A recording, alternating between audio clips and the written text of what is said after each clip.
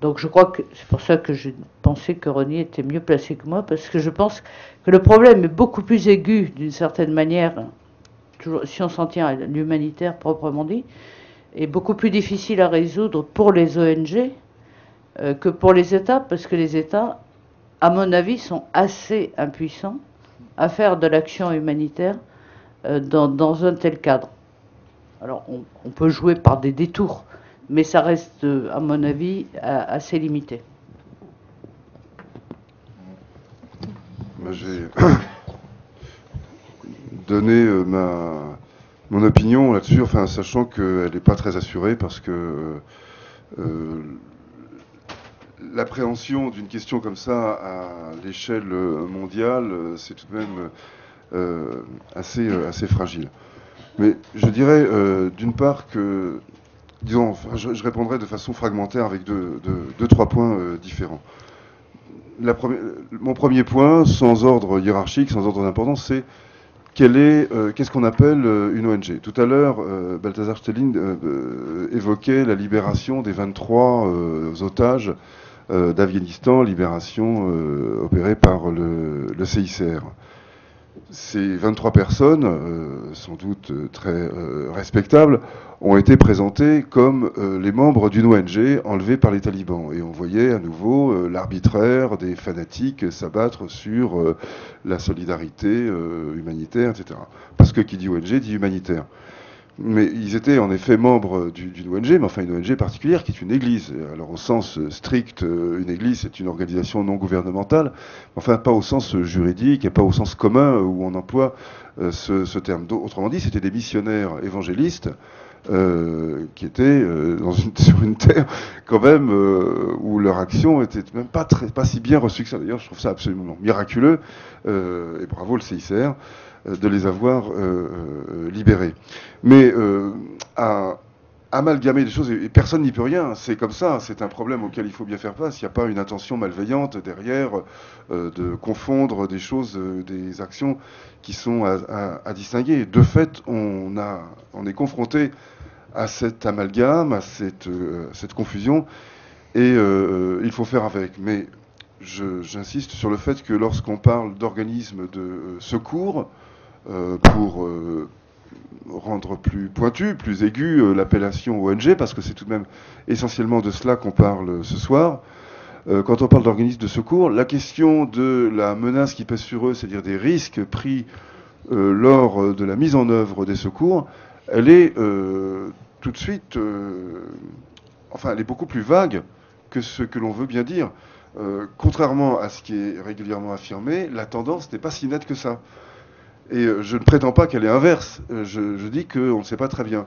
L'augmentation en chiffre absolu du nombre d'agressions qui provoquent la mort ou situation grave, l'augmentation en chiffre absolu, elle est nette. Mais ce qui a augmenté encore plus rapidement, c'est le nombre de secouristes déployés sur différents terrains de conflit. Par conséquent, en proportion, et c'est bien ça qui compte, parce que c'est comme ça qu'on calcule le risque, en proportion, le risque ne semble pas avoir augmenté, ou plus exactement, il oscille d'une année à l'autre. L'année dernière a été une très mauvaise année. Mais celle d'avant, celle-ci, semble être beaucoup moins risquée. Autrement dit, la tendance n'est pas claire. C'est pour ça que c'était pas une façon de fuir le problème que, pour moi, de dire que je suis pas très assuré sur ce terrain. C'est une façon de dire que la tendance n'est pas claire. Et il me semble que quand on parle de risque, d'agression, il faut avoir des chiffres en tête, il faut avoir un décompte en tête. Et ces chiffres-là, pour l'instant, ils n'indiquent pas une tendance claire. Troisième point, et je termine là-dessus, il a été fait référence au 11 septembre, est-ce que c'est une cassure ou non moi, j'ai pas du tout l'impression. Alors là, par contre, je pense pouvoir être plus affirmatif. Non, j'ai pas l'impression que c'est une cassure. La tendance à la militarisation de l'humanitaire, dont, et là, enfin, que Louise Avon ne prenne pas du tout ça pour une recherche de polémique ou quoi, et surtout pas une critique contre elle. Mais de fait, la tendance à la militarisation de l'humanitaire, c'est une réalité à laquelle on assiste depuis longtemps et dont la France n'est pas seule, mais est l'un des pays qui est à l'origine, qu'il a même tenté de la moraliser, de la théoriser sous le titre de droit d'agence, sous le nom de droit d'ingérence. Bon, on est dans cette tendance-là depuis des années, et il est évident, regardez ce qui se passe au Tchad en ce moment, que des contingents militaires qui se déploient sont toujours, à un moment ou à un autre, qu'ils soient en maintien de la paix ou non, susceptibles d'entrer en situation de combat, et qu'à partir du moment où ils sont en situation de combat, il y a des morts, il y a ceux qui sont d'un côté, il y a ceux qui sont de l'autre, il y a eux, il y a nous, il y a les bons, les méchants. Je ne dis pas que les militaires raisonnent comme des brutes imbéciles, mais simplement au moment où ils tiennent le fusil, il y a ceux contre lesquels ils tirent et les autres. C'est la base de cette affaire. Or, c'est précisément ce partage-là auquel les organisations humanitaires doivent échapper. Et elles doivent donc rester à l'écart de cela. Or, elles sont de plus en plus invitées par des mécanismes divers, de clusters, de responsabilité de protéger, par un certain discours démagogique ou inconsidéré, inconséquent sur les droits de l'homme. Elles sont de plus en plus invitées à rejoindre les gros bataillons de la solidarité humanitaire, à porter les drapeaux des droits de l'homme, bref, à être confondues dans un ensemble de plus en plus indistinct. Ça, c'est le problème. Je pense que c'est le risque potentiel qui pèse sur l'ensemble des humanitaires. Cela dit, d'un point de vue d'épidémiologiste, ce qui était ma profession antérieure, il n'est pas plus risqué d'être humanitaire aujourd'hui que d'être pilote ou bûcheron ou monteur de bâtiment. Voilà. Ça, c'est factuel. Ça, c'est pas une opinion, c'est démontrable.